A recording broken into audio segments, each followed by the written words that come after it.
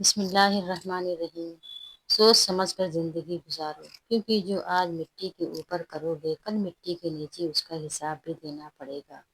آپ صلی اللہ علیہ وسلم نے فرمایا، جنت میں ایسے لوگ داخل ہوں گے جن کے دل چڑیوں کی طرح نرم ہوں گے۔ ایک آدمی نے کسی بزرگ سے پوچھا، میرے اللہ اس وقت کیوں نہیں سنتا جب میں مانگتا ہوں؟ بزرگ نے مسکرا کر کہا، وہ تیرے گناہوں کی سزا بھی اسی وقت نہیں دیتا جب تو گناہ کرتا ہے۔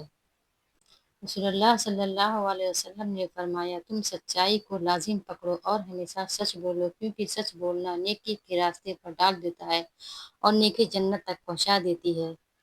آپ صلی اللہ علیہ وسلم نے فرمایا، جو شخص کسی محفل میں بیٹھا اور اللہ کا ذکر نہ کرے وہ محفل قیامت کے دن حسرت بن جائے گی۔ رسول اللہ صلی اللہ علیہ وسلم نے فرمایا، جس نے سورہ بقرہ کی 2 آخری آیتیں رات میں پڑھ لی وہ اسے ہر آفت سے بچانے کے لیے کافی ہو جائیں گی۔ حضرت حسین نے فرمایا، عورت کا پردہ کرنا شہید کے خون سے بھی افضل ہوتا ہے۔ اللہ اکبر۔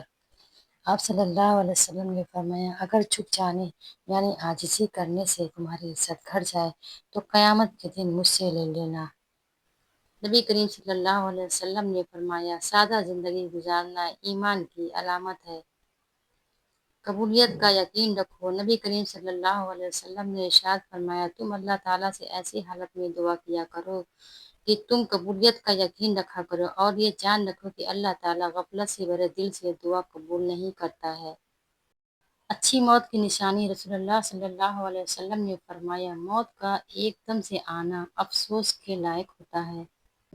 دعا، یا اللہ ہمیں مانگنے کا سلیقہ تو نہیں آتا ہے، پھر بھی ہم ہر روز ہاتھ پھیلائے کہ تیرے سوا ہمارا دعا قبول کرنے والا اور کوئی نہیں ہے۔ اس یقین کے ساتھ تجھ سے مانگتے ہیں، یا اللہ ہماری ٹوٹی پھوٹی دعاؤں کو نہ دیکھ، ہمارا تجھ پہ جو کامل یقین ہے اس یقین کے ساتھ ہماری حاجتوں کو پورا کر دے۔ آمین ثم آمین۔